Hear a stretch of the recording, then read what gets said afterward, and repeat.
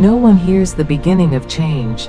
It doesn't announce itself, it doesn't explode, and it doesn't warn.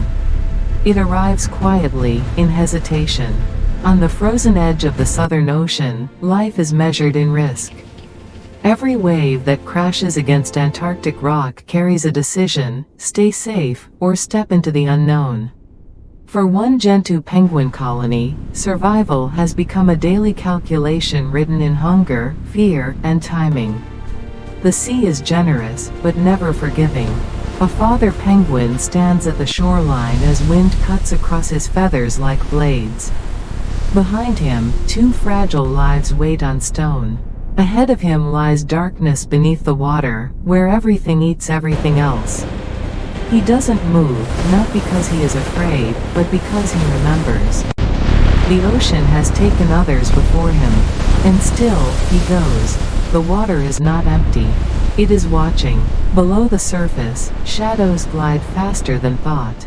A single mistake here is not corrected, it is consumed. The father dives into the cold blue void where silence becomes pressure and survival becomes mathematics. Minutes stretch like hours, then movement, a sudden distortion. A chase begins that no camera fully owns. Life and death are decided in fractions of instinct.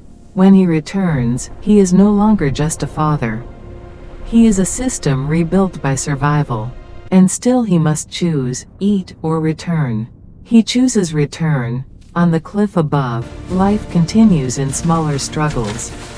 Chicks cry into a wind that does not care.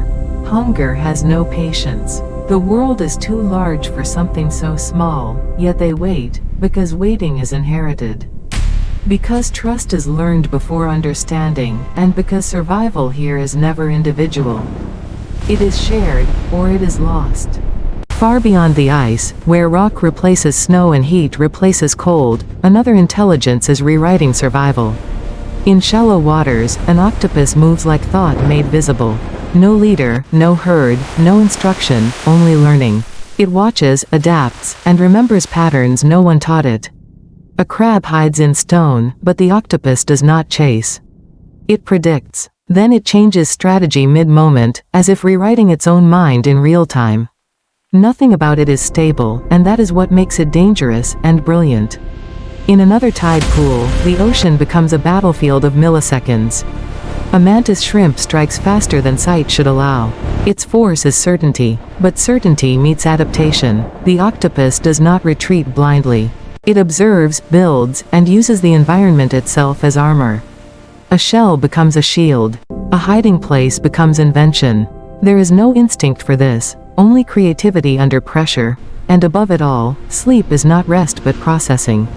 Inside hidden dens, minds cycle through colors, movements, and memories. The body stills, but the mind continues. Roots are reconstructed, failures are replayed. It is not known if they dream, but it is known they remember. And remembering is a form of survival most species underestimate. Back on the frozen cliffs, the father returns again and again, worn, rebuilt, persistent. He feeds his chicks not gently, but strategically. Survival here is not kindness, it is training. And so they run, they fail, they try again, until survival becomes behavior instead of chance. Then the sea shifts. Predators appear where calm once lived. A seal moves beneath the surface like a thought with teeth. The colony compresses into movement, not out of friendship but necessity.